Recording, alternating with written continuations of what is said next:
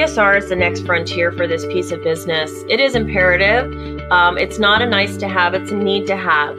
And so when I speak to people about incorporating having a good citizenship program in place, it's very important that they understand that this is a long-term play. This isn't something that is going to be looked at with metrics and being able to see if it's successful in 6 months. Positive sentiment moves at a very slow pace, and so you need to really build up that goodwill while you're doing these great works. And it will at some point pay off in great dividends, but it's very important to your business.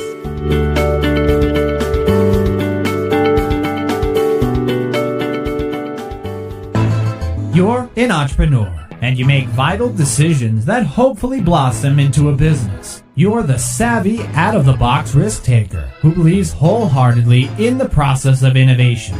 Innovation that will change the world.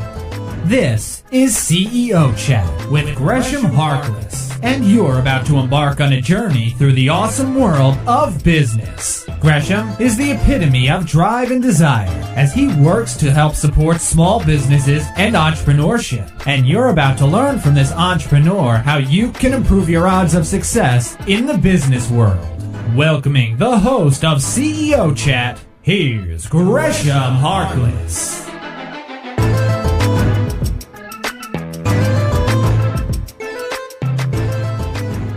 Hello. This is Gresham Harkless from CEO Chat, powered by CBNation.co and Blue 16 Media, your choice for all your website design and digital marketing needs.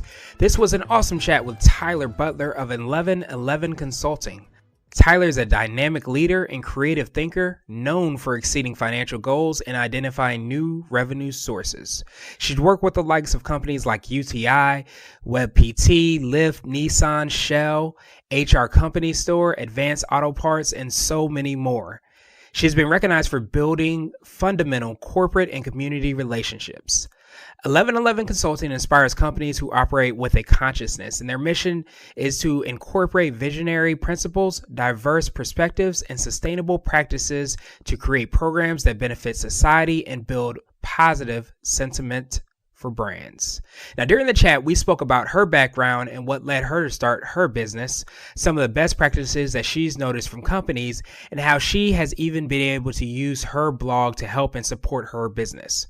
This was an awesome chat. So what I want you to do is sit back and enjoy this CEO chat with Tyler from 1111 Consulting. All right, Tyler, are you still there with me? I'm here. Awesome. Well, I truly appreciate you kind of taking time out of your schedule to kind of speak with us, to tell us a little bit about you and your business. The first thing that I wanted to do was just kind of give you the floor and ask if you can tell us a little bit about you, your background, and what led you to start your business. Sure. My name is Tyler Butler, and I am a corporate social responsibility practitioner. It is a very specialized niche, and I came to work in this space after many years working in nonprofit and seeing the opportunity and the ability that companies were moving towards and having more strategic and conscientious giving back efforts. And it just really intrigued me. And I saw an opportunity to kind of move my career in that direction and be of service from a corporate perspective. And so that's where I have led my career. And over the last 10 years, then I've had the opportunity to create and lead programs for giants like Microsoft and GoDaddy. And now, as of today, and for the last few years, I've had my own consulting firm, 1111. And through that, I lead a team to impact positive change and awareness for campaigns that engage all different kinds of industries and all different kinds of people and just make a positive difference in the communities.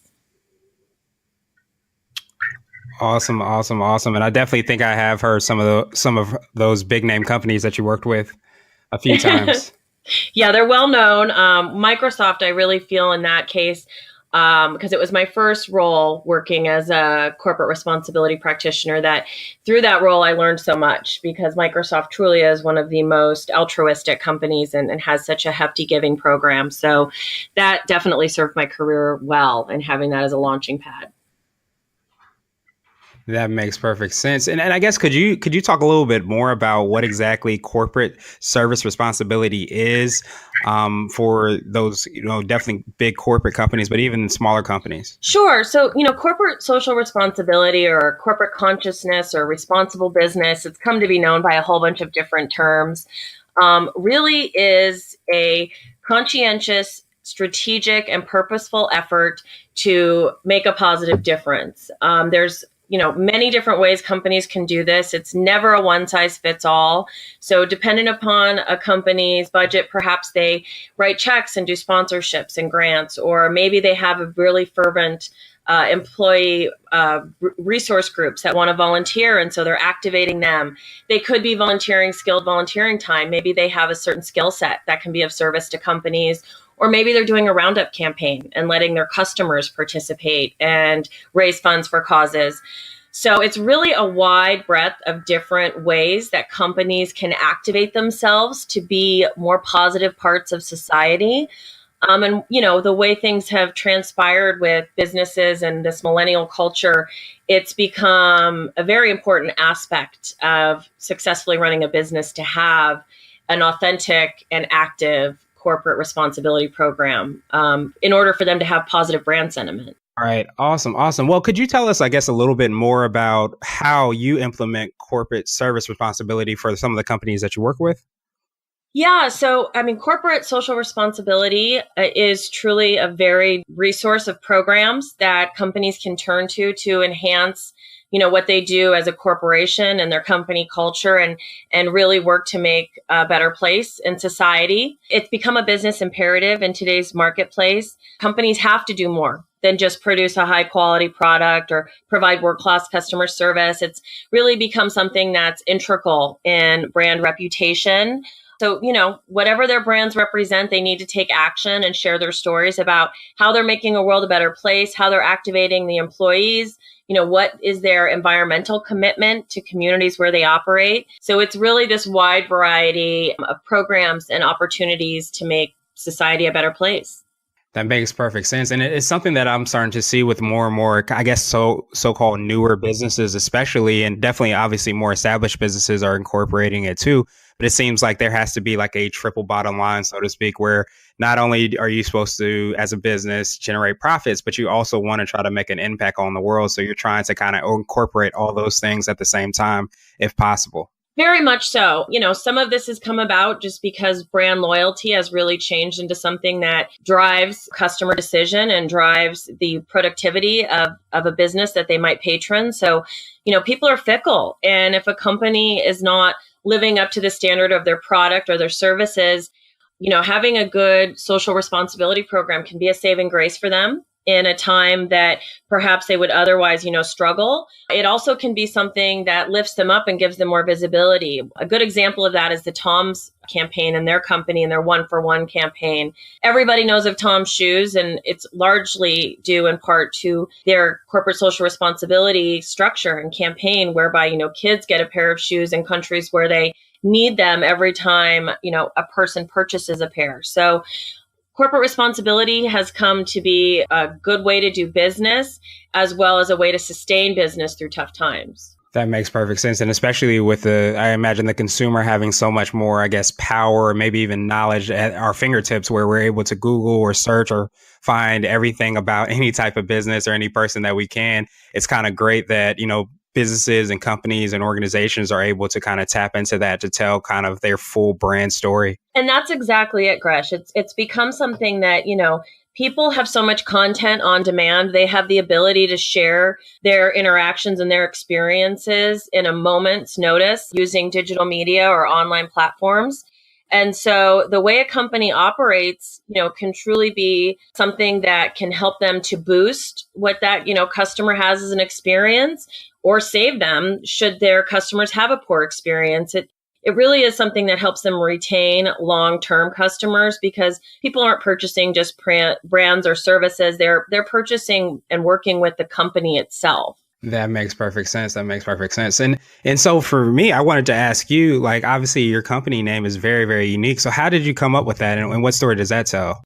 My company name has a very interesting origin. 1111 in itself is synonymous with the numerological meaning and a symbol, intuition and patience and sensitivity and idealism. What I built my company on and the mission of it is really inspiring companies who operate with a conscience. And so when I paired together what the belief system was behind this thought process of 1111 and my own beliefs and mission and some personal experiences I've also had with 11 growing up, being my soccer number and some other things that for me were personally important.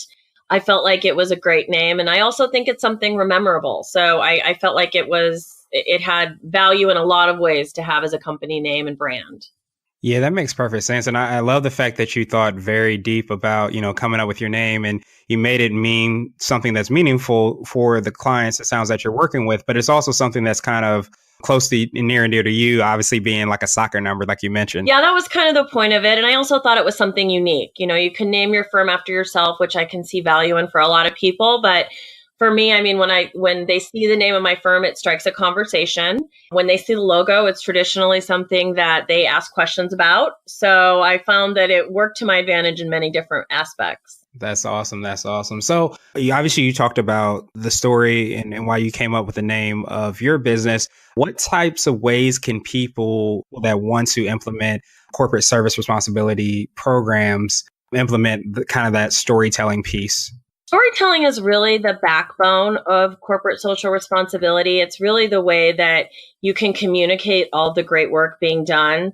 I'm a big proponent of having a corporate social responsibility expert work on programs for companies, whether that's in a consultant role coming in and creating the programs to hand off to someone who may be a more novice in that space, and kind of training them, if you will, to set them up for success. It's hard for someone who's not worked in this space to understand the way that it can interweave itself into every part of the company. So programs can vary. It can come from a financial aspect. Perhaps the company has a foundation and they're giving money for grants or sponsorships. There is the storytelling piece that is so rich from the perspective of the charities that are receiving that money and how that money kind of has helped them to grow and be more successful with their mission. Same perspective from the employee piece. So employees that are volunteering have a story to tell themselves. Perhaps they're involved with Big Brothers, Big Sisters because they themselves, were a recipient of that program. And so by having an employee that now has, business hours to volunteer there, that they can give their time with the support of their company to a cause, that's a great story to tell about how they've been now able to pay it back or pay it forward based on their own childhood experiences, causes that are meaningful to them, and working for a business that understands that supporting people's philanthropic endeavors is very special and very important.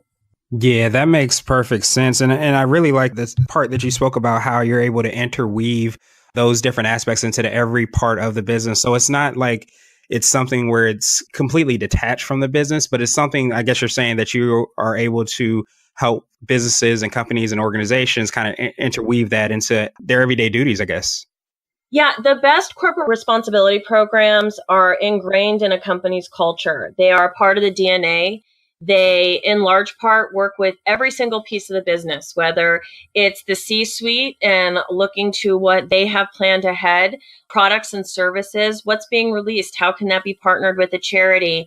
It's a big partner with HR because of the piece of activating employees and helping them with diversity and inclusion groups. And of course, marketing, PR, any of those pieces of the business are integral partners as well, because they're going to help serve as the conduit to get that story out into the public.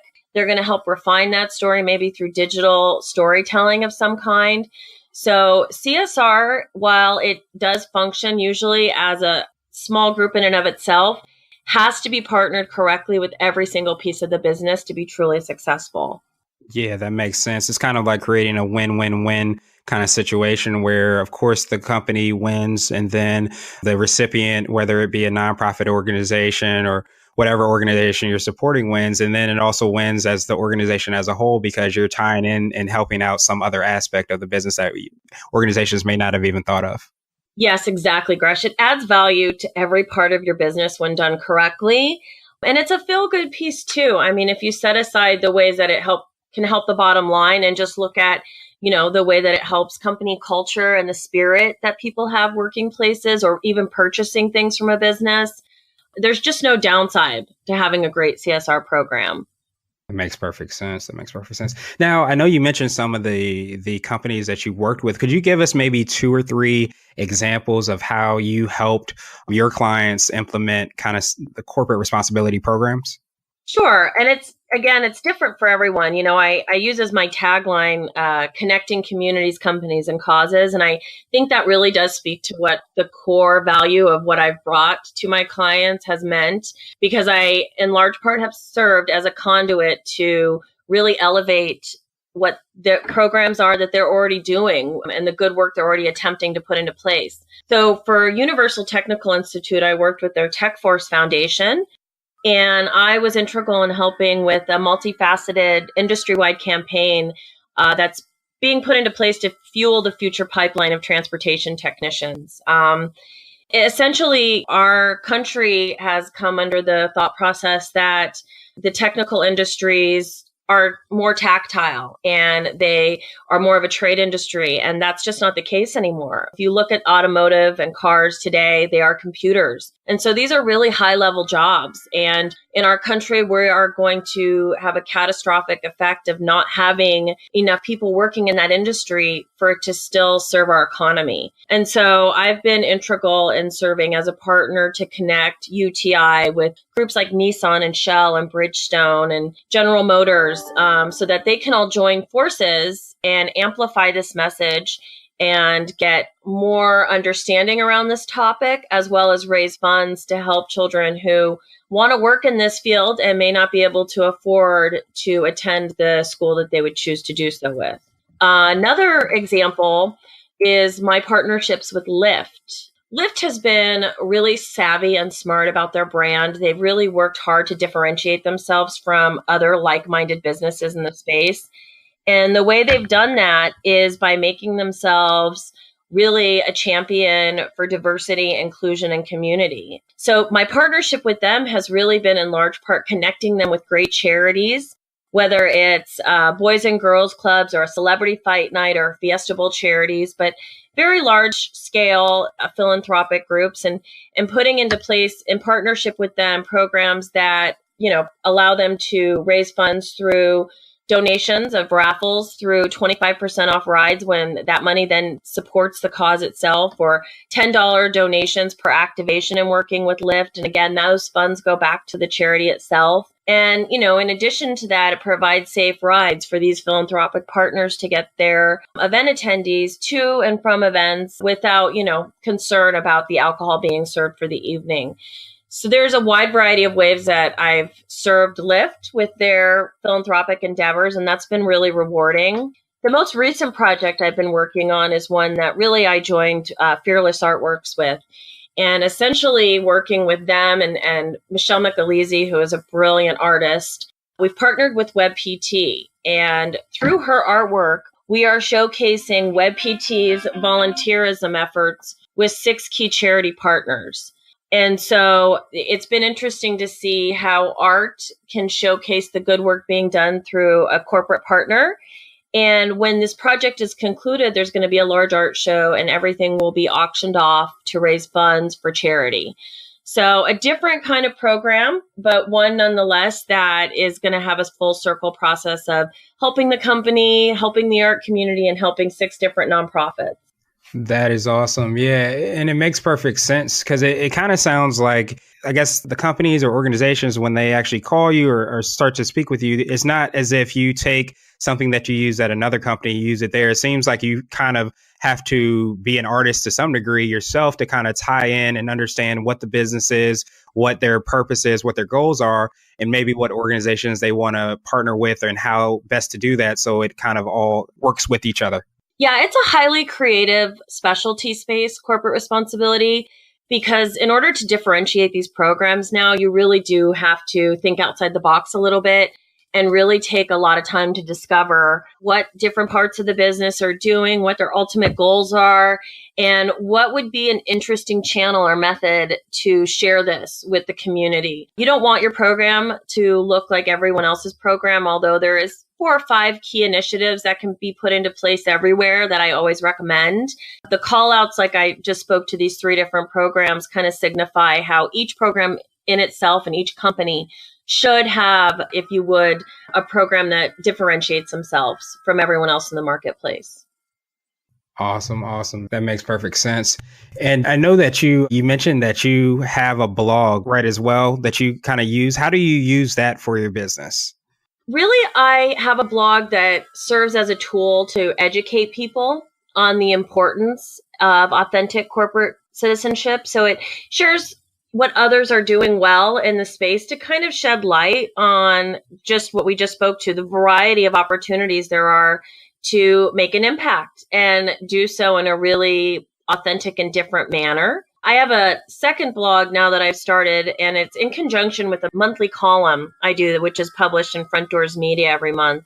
It's called Giving in Style. You can reach it at givinginstyle.net. And through this channel, I've been able to share stories about people and brands and organizations that are giving back in a stylish manner. So it's taking what's normally viewed as just a story about an organization raising funds or being philanthropic with charity programs, and it skews the focus towards, what's stylish, unique, or trendy about the way that they're doing that. So it really kind of combines the thought process of how people can give back and do it with some panache and do it with some style in a way that differentiates themselves. In Giving in Style, I do a lot more authentic and original writing, I should say. And in my 1111 blog, I tend to share other stories and serve as a conduit more, much like I do with my business. That makes sense. Yeah. And that's what, when we talked a lot about the blog, obviously I'm super biased about blogging, and I think it's one of the most awesome things that you can do. But it was great to kind of hear like how and see how you're using the blog in 2 different ways. A lot of people think just probably like, corporate responsibility, that there's one way you have to do it. But in reality, you can leverage a blog or you can leverage a corporate responsibility program in different ways, depending on what it is what your goal actually is. For sure. I mean, and you know this through everything that you've developed in your hefty business. It pays to be different, right? So if you can create something that's a little bit outside the box, like I kind of have done with Giving in Style, it allows you to be a trendsetter in that space. I've had so many amazing opportunities with my blog and my column. I've gotten to interview the likes of Monique Lullier, Patricia Field, Zhang Tao, Ali Hilfiger, Kendra Scott. So I've had the opportunity to connect with some really big heavyweights in the fashion industry. And in fact, my next column coming out will be with Jewel. And they're all very receptive to sharing their thought process on how fashion can be a conduit for giving back, and what their thought process and unique philosophy is on making their business one that has that in mind when they're putting together projects or moving their own business forward. Awesome, awesome, awesome. So I know that you gave us already a good amount of tips and information on, how CEOs, entrepreneurs, and business owners can kind of improve their corporate responsibility program. Is there anything else that you can maybe touch on too, as far as tips or advice that you would give according to that? I just want to reemphasize the importance to invest in this component of the business. Many years ago, companies, didn't each have their own PR departments internally. Some of them had them, some of them didn't see a great value in them. And nowadays you find every business has a PR department or outsources that to a contractor. And CSR is the next frontier for this piece of business. It is imperative. It's not a nice to have, it's a need to have. And so when I speak to people about incorporating, having a good citizenship program in place, it's very important that they understand that this is a long-term play. This isn't something that is going to be looked at with metrics and being able to see if it's successful in 6 months. Positive sentiment moves at a very slow pace. And so you need to really build up that goodwill while you're doing these great works. And it will at some point pay off in great dividends, but it's very important to your business. I always talk about the biggest benefits of CSR to companies. And really, it's based on 5 different factors. Like I've said, it does improve your public image. It will give you an increase in media coverage because of that great storytelling piece. It does boost employee engagement, and thus it helps with churn and it helps with turnover. It helps to keep people employed with your business. It attracts and retains your investors and talent. So as I spoke to the talent just now, but also people that are investing in your business, whether it be a customer or perhaps you're publicly traded, it does keep people engaged. And more than anything, it's a competitive advantage. If you can put into place a really great corporate responsibility program, your company will stand out against its competitors. And a great example of that is Lyft, because they have really usurped the other rideshare companies in their space because they've been so diligent about putting corporate responsibility as an imperative, as a part of their structure. So I just want to reiterate that it's imperative that you put a great program into place. And I think that having a practitioner and someone who specializes in this arena is a great value and something every company should look to have. Yeah, that makes perfect sense, especially if you want to be in business for the long term. You have to start thinking about long term and putting initiatives in place in order to do that. So it's awesome to hear that you're definitely doing that. So, Tyler, I just wanted to thank you so much for taking time out of your schedule. I just wanted to kind of ask you if there was anything additional you want to tell our readers or our listeners, and then finally just ask you to give us the best way to get in touch with you. I just want to leave people with the general sentiment that, it always is a good thought process to do well by doing good. Paying it forward is something that not only feels good, but it's the right thing to do. So, even if you don't have a budget, there is a way that you can make positive strides as a business. So just think about that. I want to reiterate to everybody to please follow my blog, givinginstyle.net. There's constantly great content coming out there. And like I mentioned, a lot of great celebrity interviews and inside information as far as what's going on with them and how they're giving back philanthropically. And then main firm, 1111consulting.com. So reach out to me. I am always here to be of service. And if I'm not the right person to serve you, I have lots of contacts in the industry and I'm always happy to refer them as well. And then the like-minded channels. You can reach me at Giving in Style for Twitter, Instagram, LinkedIn, Facebook. I've got all of my channels up and running. And I look forward to engaging with your audience and hopefully being of service to those who are looking to move forward with their philanthropic endeavors. Awesome, Tyler. I appreciate you so much for taking time out of your schedule. And we're going to have all those links in the show notes just in case anybody wants to follow you on any social media site or visit your blog, of course. But thank you so much again for taking your time out of your schedule. Thanks, Crash. I didn't give you my email. It's Tyler at 11consulting.com. So I just wanted to make sure, I'm sure you'll tag that as well, but reach out to me from your audience. And thank you so much, Gresh, for letting me share the stories today. And I've just been so blessed to work with you and I love the work you all are doing. So I'm excited to be in connection with the CEO Blog Nation. Thank you. Thank you, Tyler.